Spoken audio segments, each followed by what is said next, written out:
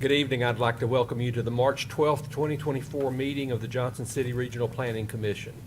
If you're here to speak during the public hearing portion of our agenda, please wait until I have opened the floor. Then I will recognize each individual one at a time. Come to the podium and speak to your name and address into the microphone, please, for our record. And then you'll be given 3 minutes to make your points. And if you would please make your comments directly to the commission, not to other people in the audience or not to staff, I would appreciate it. Thank you very much. I'll now call the meeting to order at 2 minutes after 6. Commissioner Oceanbine, would you please lead us in an invocation and the Pledge of Allegiance? Yes, sir. Please bow our heads. Dear Heavenly Father, thank you for letting us serve on this commission for the citizens of Johnson City. Please guide our decisions tonight for those who are within the boundaries of our city and those who will come here in the future. We hope that you hold our hand for these decisions and the future decisions of our city. Amen. Amen. Please rise for the Pledge of Allegiance. I pledge allegiance to the flag of the United States of America and to the republic for which it stands, one nation, under God, indivisible, with liberty and justice for all. Thank you, sir. All right, we have our agenda before us for March 12th. Does anyone have any changes, adjustments, or additions to the agenda? I'm open for a motion. Move to approve the agenda. Second. All right, I have a motion to approve and a second. All in favor to approve the agenda for this evening, say aye. Aye. Any opposed? Thank you. All right, we have received the minutes. I believe these are minutes for the February meeting. Did anyone have any corrections or additions to the minutes? Move for approval. All right, I have a motion. Do I hear a second? Second.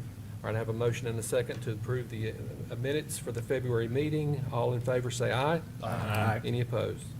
Thank you very much. All right, we have one item on the consent agenda. It's a final plat approval for the Harmony Hills Phase 1 project. Does anyone want to call that forward for discussion or questions?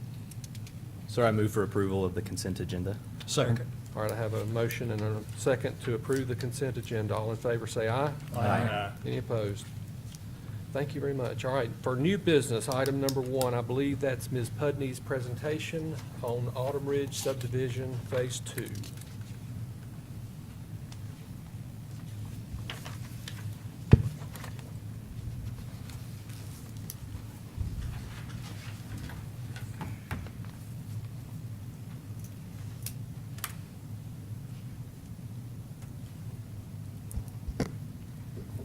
Okay, good evening. This is a rezoning request for Autumn Ridge. The address is 3018 Ember Groves. It's off Bristol Highway. Request is to partially rezone the property from PB Plan Business to RP3. These are just some site maps. So it's the section off of Bristol Highway, roughly 7.4 acres. The property along Bristol Highway is proposed to remain planned business. The request is to rezone to RP3 to allow for 33 single-family homes on a common lot. So they don't have individual lots. It'll be operated as a PUD with an HOA. The current zoning, as previously stated, is PB planned business. And the future land use map calls for that area to be planned business. It's still remaining commercial along Bristol Highway, so it's still in line with the future land use map. And if you can see down here, this is Phase 1. That is RP2, so it borders an existing residential area as well. Just some aerials, other maps.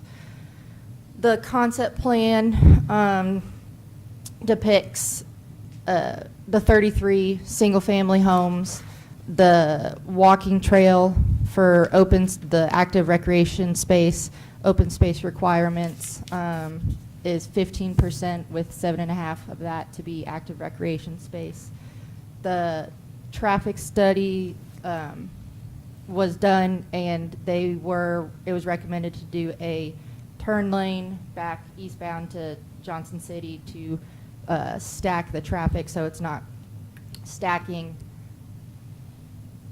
and causing traffic issues, back to Johnson City.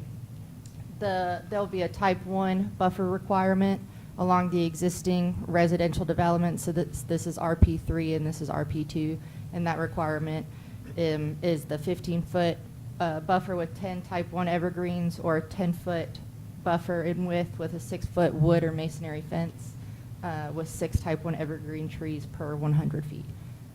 And parking is just two spaces per home. Since it's not an apartment complex, they aren't required any actual parking spaces besides the driveways that they're providing. RP3 allows for the density for 8.5 units per acre. So this is roughly the 7.46 acre property. So they would be permitted up to 63 units. However, they're only utilizing 33. Water and sewer is available from the existing development from Autumn Ridge Phase 1.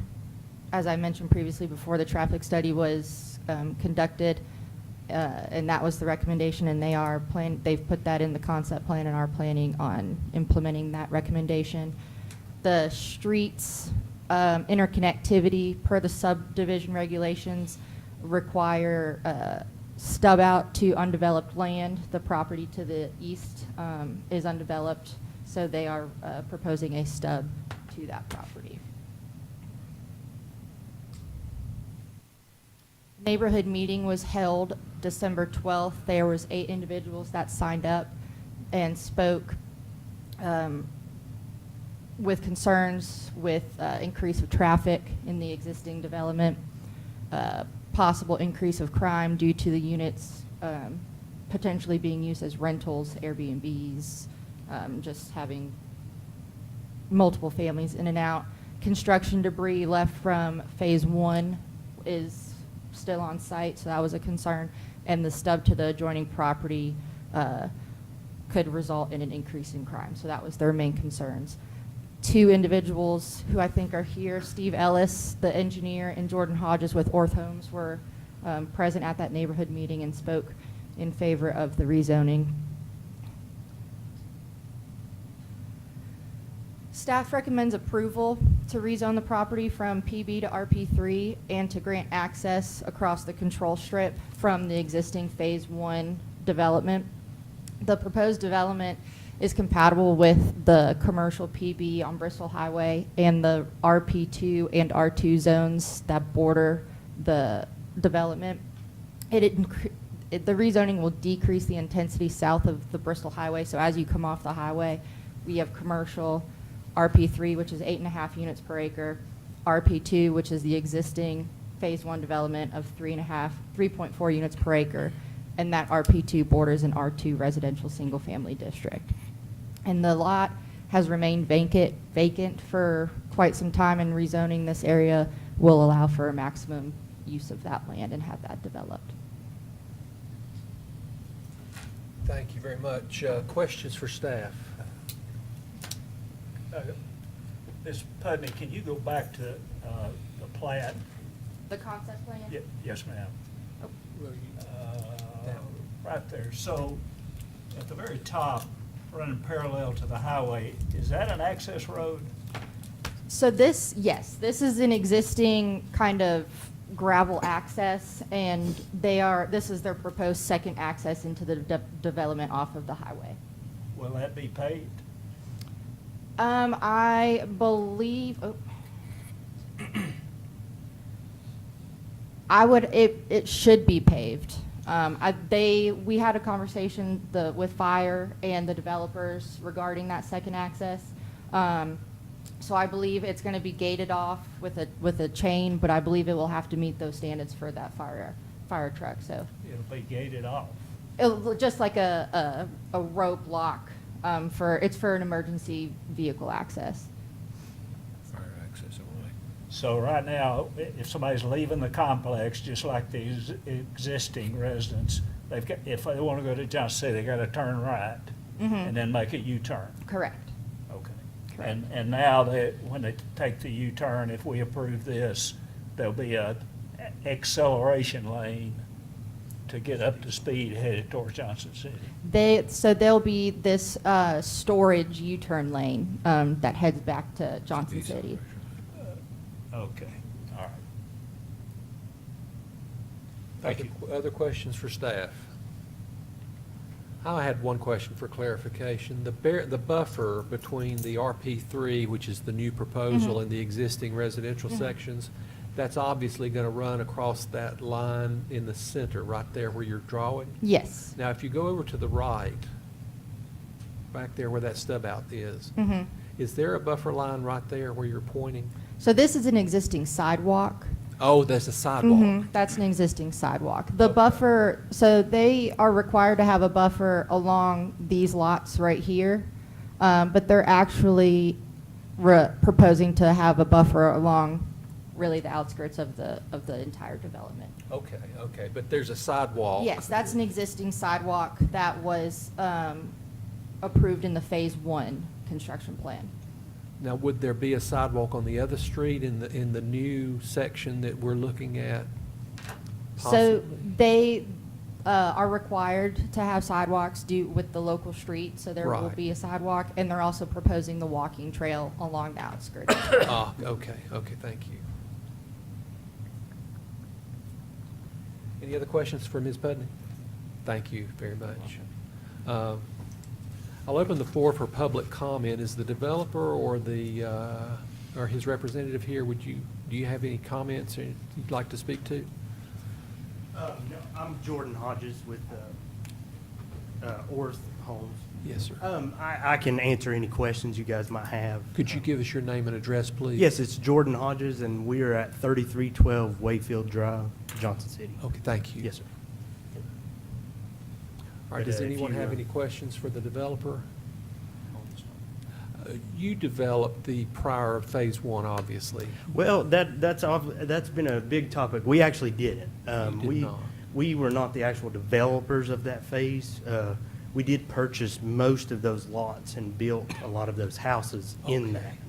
that. But where the original landowner, who was the developer of Phase 1, has kind of stopped, we've then since kind of negotiated with him the ability to just purchase this next part and do the road building and the home building ourselves. I just have a question. Yeah. Is there a homeowners association for the existing Phase 1? Are you aware if there is or is Yes, not? yes, I'm pretty sure there is, Okay, yes, thank correct. Yeah. Any other questions? Thank you for coming. All right, yep. All right, the floor is open for public comment. Anyone else here to speak in favor or against the proposal? Raise your hand. Please come forward, sir. If you'll give us your name and address. Certainly. Carlo Visioni. My address is 2309 Haystack Circle in the subdivision. I am the last house by the sidewalk before the stub goes in. Okay, and that's one of my major issues.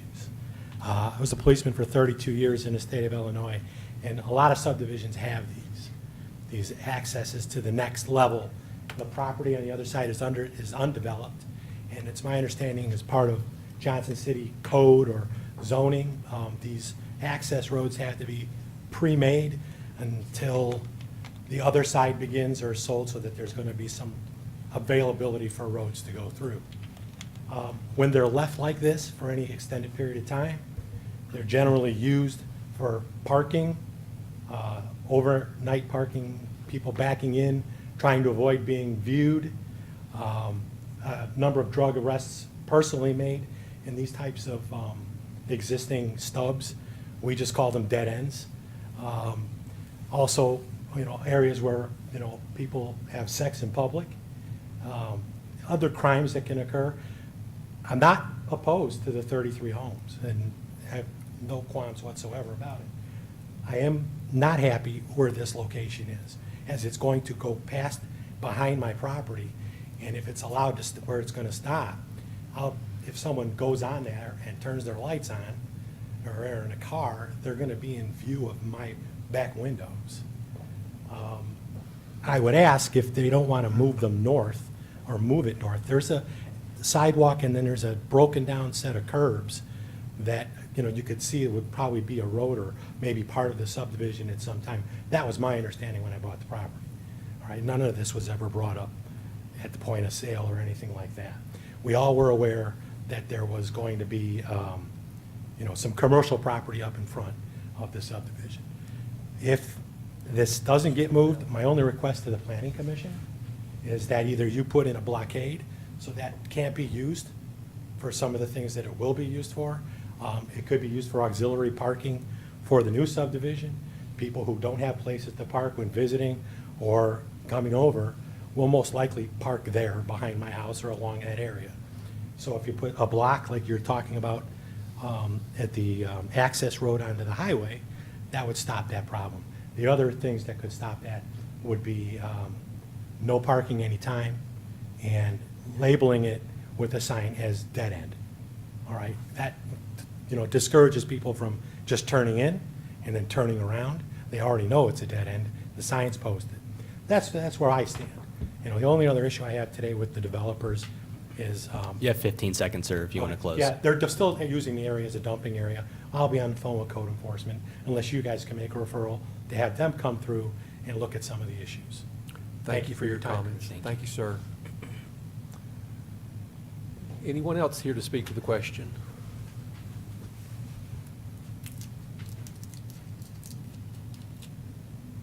I'll close the floor for public comment. Gentlemen, ladies, the question is now in our hands.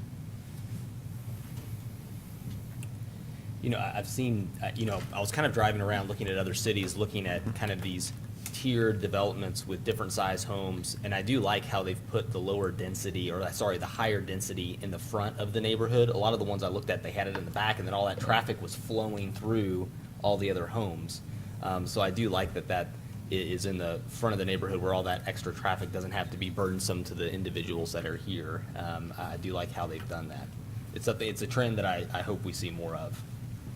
I would like to ask the developer could you come forward and let me ask you a quick question? What's the length of that stub out? About how long, far is that? That's probably about 100 feet. 100 feet? Right at about 100 feet, More or less. yes. Okay, thank you. I just wanted to get a sense of the scale of that distance. Yeah. Also just. If you'll please state your name and address at the podium, sir. My name's Steve Ellis. I'm with Summit Engineering. Did the design layout here. We're not opposed to constructing the stub, but we're not opposed to also leaving the stub out. And it can be public, it'll still be public right of way there, and if the property develops in the future on the other side, they come on the public right of way and construct it. It would kind of help alleviate some of their concerns, which Yeah. I understand. Yeah, I lived in a neighborhood that had just like one of these, and there was boats in there, and people would park their old, brush truck there. Well, that's Billy's brush truck. Oh, we're not going to call the city on, Billy. Yeah. And so those things were used for quite a bit of stuff like that, at least in the neighborhoods that I've lived in.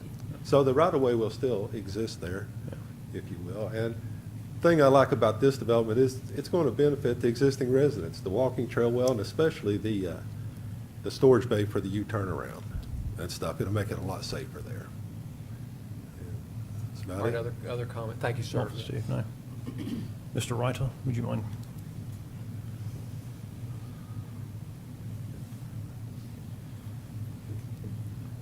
So I guess the question will be, you're listening to the discussion, and, from the right of ways there's a right of access to the for the future parcel to the right of the picture as we're looking at it here.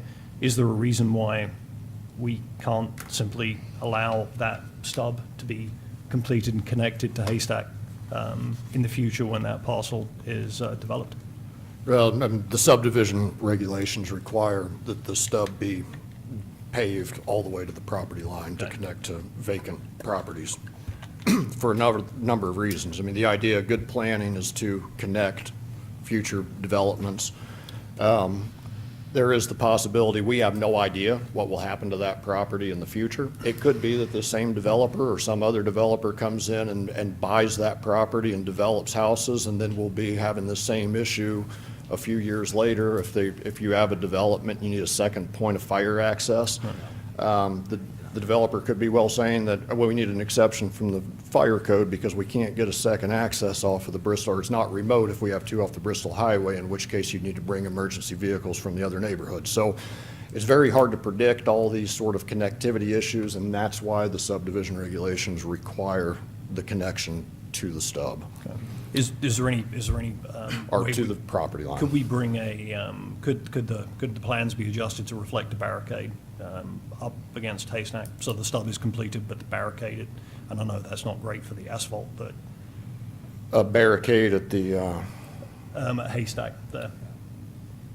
To answer Carlo's concern with folks going down there, and the answer why we have to build the stub is, well, unfortunately, our regulations state that that's what we have to do. we have a no barricade here? Yep. Yeah, I have seen barricades like that in Johnson City, but I think they were put there probably not by the city, No. I'm assuming. No. But you could, Or would- even bollards and a crash gate, in the interim or something like that. Right? Yeah, I mean, well, if you're talking about getting emergency vehicles in and out and possibly having to use that stub or something, then we Well, a crash gate. typically don't barricade streets. But a crash gate, but there's no right-of-way that extends down or something like that. I mean, if emergency access is the point, it's not like it goes anywhere. But I was just listening to, Steve's point there, which I think is valid. Yeah, this is a longer stub than we've seen, I guess. Most of them are pretty short. I feel like this one's quite a bit longer than. Do we have the option to post no parking, no through street? The Public Works Department can post no parking signs on the street. That's been done in a number of places. It's generally a reaction, though, once you have a parking issue. If one, we don't typically like to go post no parking signs just because, unless there becomes an issue, in which case the Public Works Department has posted no parking signs in residential Well, with it being neighborhoods. straight and it's only 100 feet long, it's hard to see that you would think it looks like a through street when you can see that it's not a through street when you turn onto it. Yep. So that may be. I mean, perhaps there could be a sign or something that says no, dead end or no outlet, but that's, unfortunately it's a requirement to extend to the, and we typically do not block off sections of a public right-of-way, whether they be a stub or not. So that's, excuse me. And if there are issues with law breaking, with the activities that have mentioned or the potential activities that could be mentioned, then I would advise people to call the police department. I have no That doubt. stub is required for fire department and other service vehicles. It's required because of this section of the subdivision regulations say all residential streets that are adjacent to undeveloped land, street stubs shall be required to ensure an eventual sufficient and adequate street network.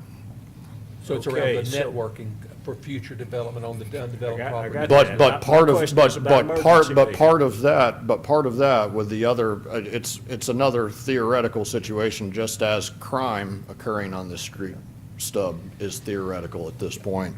But if something were to develop on the vacant property, then you could come into access issues into that neighborhood as well if the only connection is coming from the Bristol Highway. I got that. So I guess my question is, could you build a stub and then put in some kind of temporary curb there at, was it Haystack? So that you future develop that adjacent property, somebody comes in and just knocks that temporary curb out. Well, I'll let Mr. Perry from Public Works talk about whether or not curbs and barricades can be erected in the public right-of-way. Lawrence Perry, Engineering Public Works. I'd say we probably wouldn't want to put anything there that we're going to have to tear out, and then we have to fix the road.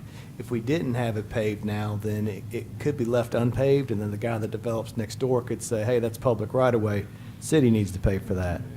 So we prefer to have that road installed. Signs can be put up if it becomes a nuisance, and we get calls from the public, we'll investigate it to see whether or not signage needs to be put up. if there was something dangerous at the end, you could put up some kind of a barricade if there was a drop-off or something like that, but. I have no doubt that the ex-officer here will probably be calling quite a bit if there's issues there. Well, and I think that's very appropriate. If you find issues, the appropriate thing is to report it to the police and ask for their support. I found that if you eat fatty foods, you can block your arteries, but there's a way to prevent it. Thank you, sir. Thank you, Lauren. Sure. Thank you. All right, any other comments from the public? If not, I'm going to close the floor. Okay, the floor is closed. So now the question resolves with us. Any further questions for staff or questions amongst us?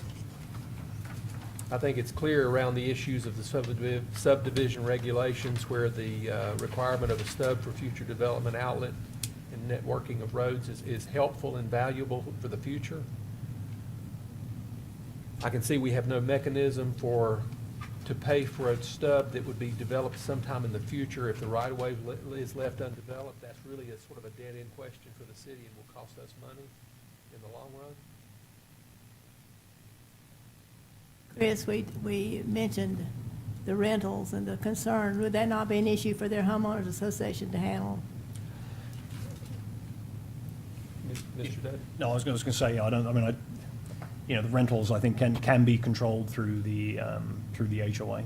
You certainly can limit the amount of time for which a house may be rented. So you can, if the HOA so desires, it can effectively limit, it can prohibit VRBO short-term stays.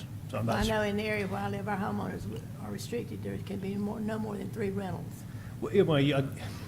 I think you may run into issues there, but the clauses in CCNRs that I've seen commonly actually limit short-term stays and you can require 6 months or less. And I would be uncomfortable with the city addressing itself to a land use issue around the possibility that something might be rented in the future. That's a private matter between the homeowner and the homeowners association. Yeah.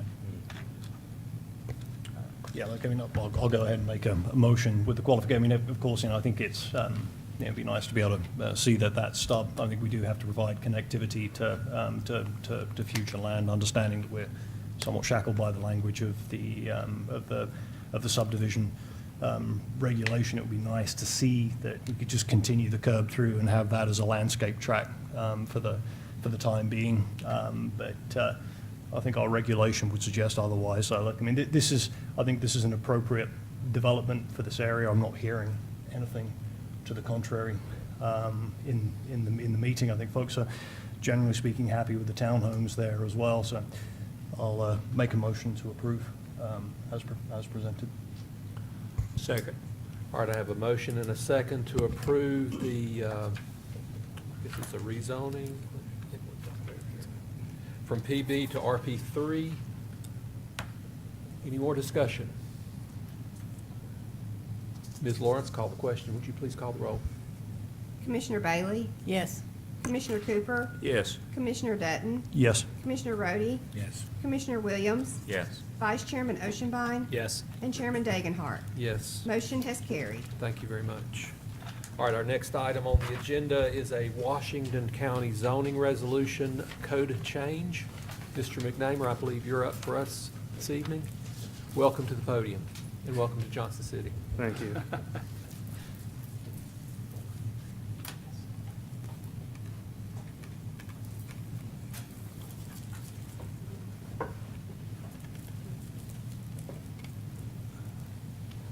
And just to clarify, this is an advisory issue before us that will be finally resolved at the Washington County Commissioner level. Is that correct?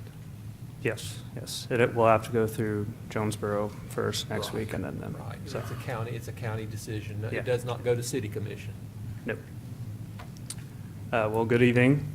This proposal for your consideration is a text amendment to the Washington County zoning resolution. The first portion of the amendment deals with Article 2 definition section of the resolution and will create a new definition for the term venue, as reads, when not assigned with agritourism as defined, an event venue is a place of public assembly used for commercial events. Event venues are subject to a use agreement between a private group or individual and the venue owner. The venue owner may or may not charge a fee for the use of the venue. The county seems to expect uses, events, activities such as graduation parties, weddings, receptions, baby showers, business conferences, and other similar events and activities along those lines. The next portion, these event venues will be permitted in the A1 district upon review and in the B3 district.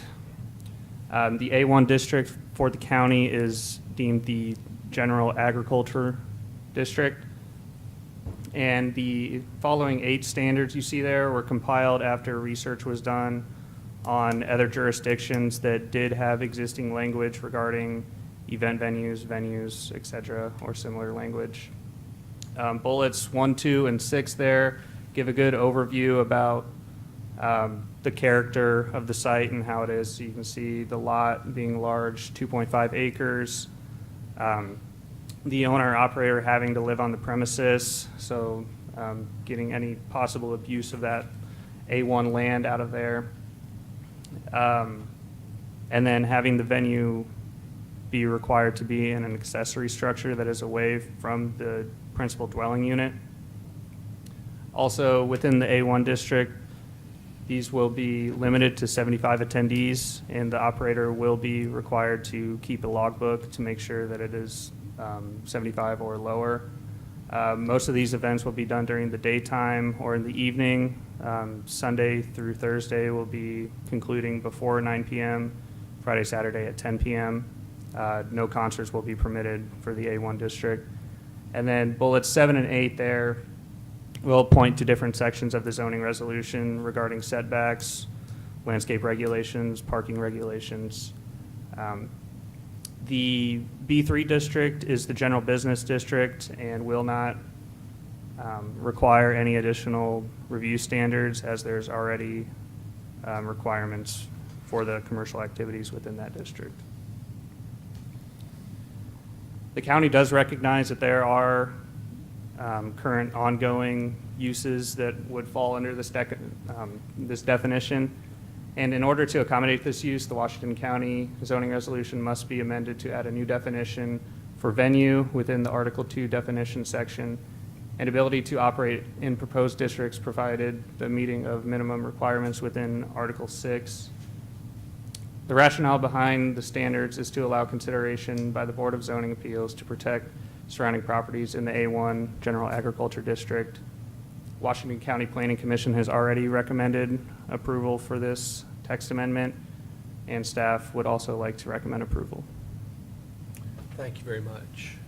Questions for staff? Does Johnson City presently have a similar zoning requirement? Looking at Johnson City zoning code, we do not have an event venue definition in our code either. So if someone had 15 guests over to their house for a wedding, shower, or a baby shower, or whatever, they would have to ask for approval and follow these rules? As far as I know, if they're not like renting it out for commercial use, if they're just having people over, there's no permit Yeah, so involved. there has to be an exchange of money, correct? Yes, Yep. it's an agreement between the owner, operator, and a separate party. I believe there's language, if I recall correctly, that this is for fee or maybe not for fee. Yeah. So a fee is not necessary to invoke this. No, but in most of the times it would be commercial, and I think that clause is mostly for that B3. Or what I'm seeing similar is someone in the A1 district having a barn that they've renovated, or they're renting that out for the wedding venue or reception.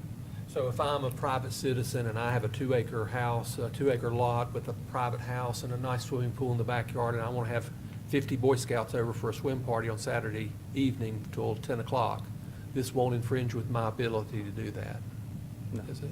But it has to be 2.5 acres though, right? Is that right? Yeah, that was the requirement. Sorry, right here.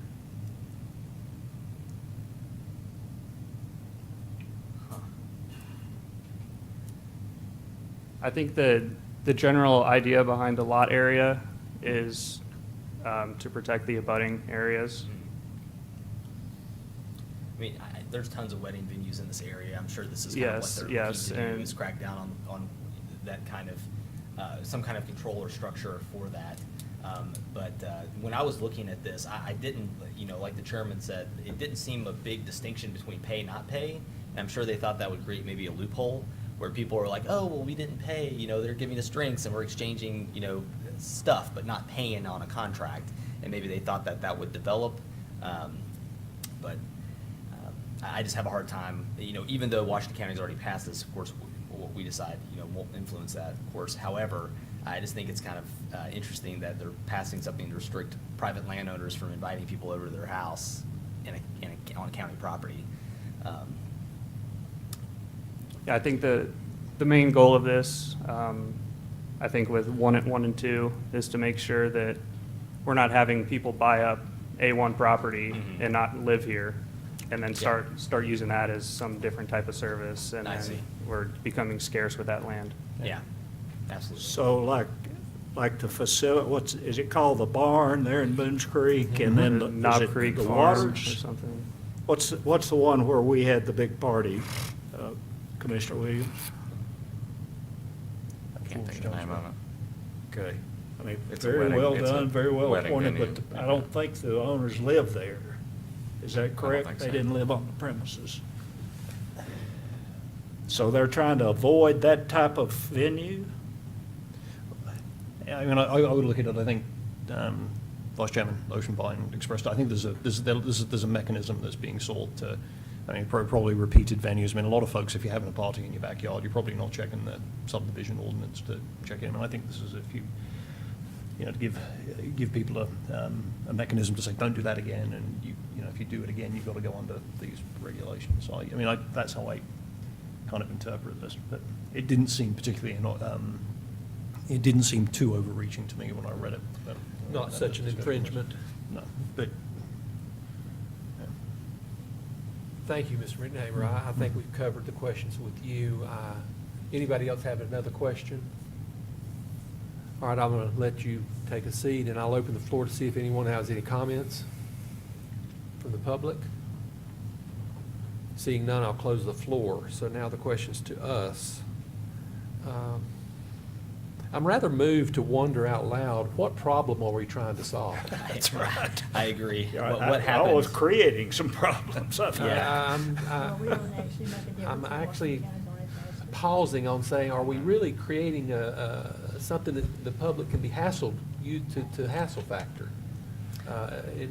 I guess the issue is if you had someone that was abusing their property and the neighbors felt like they were being abused by venue events weekend after weekend after weekend, and run until 3 in the morning, and there's loud music, and it's very annoying and creating problems. This gives you some recourse to be able to correct that. The venues. But I don't hear that being a real big problem. No. Yeah, Well, no, maybe in the county, though. I mean, Maybe. The venues I've been to in the county, though, they use multiple structures. They use the main house, they use a separate venue. At least the 2 places I've been to, you flowed through both. And this one says they shall operate entirely within an enclosed accessory structure. Yeah. And So the ones this- that I've been to already do not fit this definition. you're not going to know about this unless you have a venue, I Yeah. think is the thing. I mean, if Yeah. you just have, to go back to your question on your private property, you're not going to know about this. Well, it wouldn't occur to me to check it if I had the southern, absent this coming in front of me. Yeah. So that, I mean, that's kind of where I kind of get comfortable in, if you back up to, I don't know, let's say your house backs up onto the barn, and routinely at, 11, 12 o'clock on a Saturday night, they're kicking up a ruckus down there, then this would help abate that. Yeah. I mean, that's Really? That's what sound ordinance Well, I is mean, it for, would give you, right? because you have to conclude vacate the premises by 10 PM. Right, so it enables you, from a public nuisance perspective. I mean, like Chairman says, they've already passed it, but, I mean, I really think they're creating a problem. There must be a specific issue that's caused this to occur, that's created this. Are you going to help us be smarter here? No, I just want to clarify one thing. was recommended for approval by the Washington County Planning Commissioners. It's not been So passed. it will go, so since we're I a see. regional planning commission, we have to make a recommendation. Then the town of Jonesboro's planning commission will make a recommendation. Then it will be ultimately decided by the Washington County Board of Commissioners instead of our city commissioners. So it's not been approved by the Washington County Board of Commissioners. It's been recommended for approval by the Washington County Planning Commission. Just wanted to clarify that. So just looping back again, sorry guys, and while we're debating this, and to give us some comfort that this is not an infringement on personal property for private events. I mean, the venue is a capitalized term, so venue in here, venues are subject to the following standards. So if it's not a venue, it's not subject to those standards. And so venue here is when not associated with agritourism as defined. An event venue is a place of public assembly used for commercial events. Event venues are subject to a use agreement, so it has to be a place used for commercial events. It's not public. This does not apply to private property. Yeah. That's very helpful, Yeah. Commissioner Doug. I still think it's But weird. the owner has to live on the property. Yeah. It's kind of a conundrum. isn't it? That is very much weird. So they have to have their home address on No, that? hang on a second. Event venues are subject to a use agreement between a private group or individual and the venue owner. The venue owner may or may not charge a fee for the use of the venue. Got nothing in there about whether or not the owner has to reside on the property. Bullet number two. It's number Bullet two number up two there. says the owner operator shall live on premises. But if it's a venue in that case, that's only, but to be defined as a venue, it has to be a commercial enterprise. So they live there in their commercial enterprise? So that's a stipulation there, and then it's saying, yeah, I mean, I don't know, but I'm just saying, but this does not apply to private property is the thing. I mean, if that's a point of concern with us, yeah. Wow, that's getting in the weeds, yeah, I don't know. All right, Well, thank you very much.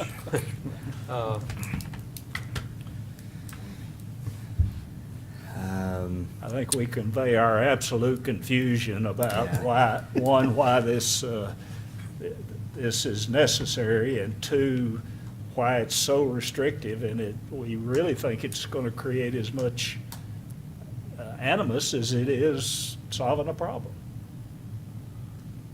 We need more information, if nothing else. You think we should move to postpone to next meeting? Well, I don't know, what's the process here?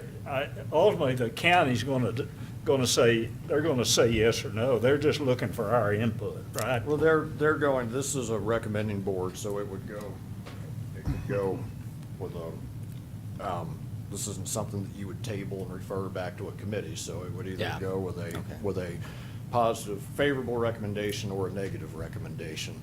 I think I would just say one thing as far as the owner being required to live on the premise. That's actually not all that uncommon. That's very similar to the city's home occupation requirements in the zoning code. If someone is operating a business out of their home, and they could have, they may have a home office for a personal service for something along those lines, that it's not all that uncommon to have code that requires an owner to live on the premise. And I think the county has recognized, and speaking with Angie Charles, the county planning director, that there are a number of these, that there probably are a number of these venues. They don't know about all these venues. I don't think this is an overreaching attempt to go out and cite these venues for operating illegally, but this was brought up, this was proposed by a citizen, and the county planning staff considered it and realized that there was an issue, that there is a need, that these things, that people have a great need to use these things in a commercial aspect of having events for a commercial purpose. And the county has no noise ordinance. Right. So, if you, by limiting these A1 districts, I'm sure there are a number, as the ones that you've mentioned, there are probably a number of them that operate very responsibly, but there is the potential to have a single-family house that borders one of these properties and needs to become a noise nuisance. So they felt that there was a great need to come up with some sort of rules to permit these by review. And I really think that's the catalyst here. And then, of course, in the B3, they're just simply permitted without the additional ordinances. Well, yeah, I had a feeling it was a citizen, singular. That's helpful. Thank you. Okay, so I'm gonna just jump in. One thing that you could do if you did have concerns is that you could make your recommendation and add your concerns that could be forwarded on for the county staff or subsequent people to look at. So it's not that it has to be, you know, one way or the other. You can say, please look at these things. These are the things that we discussed. Mr. Chairman, after, listening to Mr. Reiter, would help, I think, give us a bit more background on it, satisfying myself with the definition of venue. I'm comfortable with this. I'm a small government kind of guy. Honestly, I don't think this is really much of an overreach. I think it is a reasonable, and it provides a reasonable control against someone who may be, especially if a problem exists. So with that said, I move to recommend approval. All right, a second.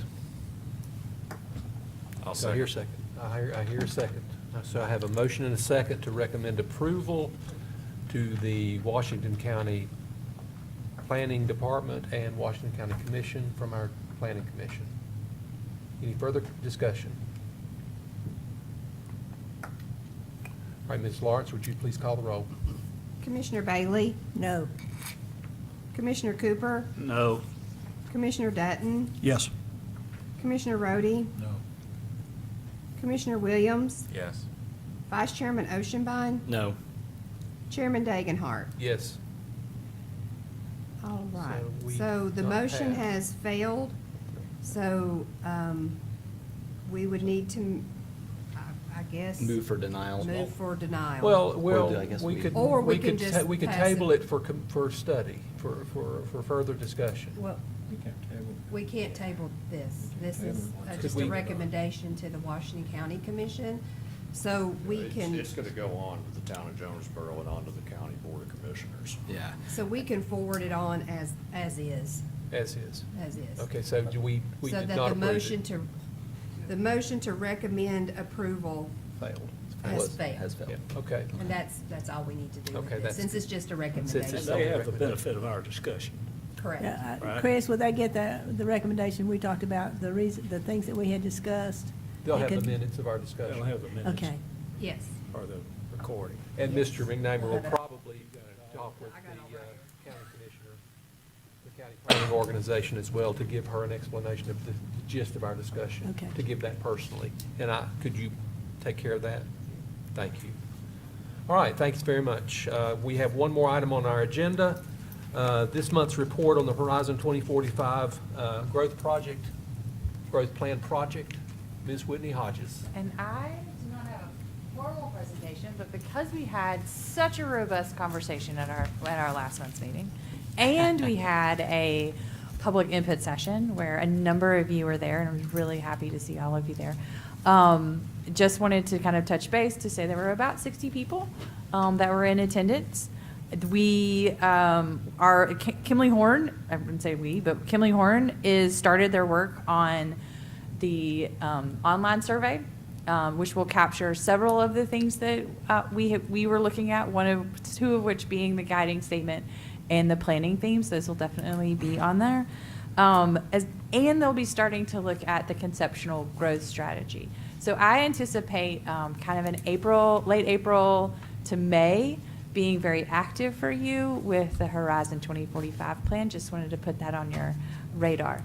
The other thing to kind of think about is if there are things that you want to some of the things that they're going to be talking about, we've talked about before with transportation. So the broad stroke for the Horizon 2045 is that they'll be making big recommendations, not necessarily fine-grained ones. So an example with transportation, we already have a plan with the Metropolitan Planning Organization that outlines those roadway projects. You can find that, and I can find it right here if you want to go down that road. You can find it on the Horizon 2045 website if it makes it easier for you. Let me step over. I did not tell you this, sorry.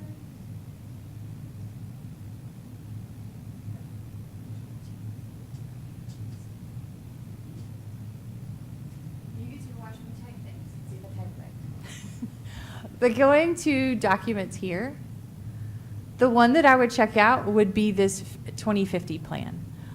It's robust in its nature. It's going to be much more specific. I know Commissioner Dutton, you've asked me some questions, and I will follow up about transit. But you can also find some of this would be another place to find those things.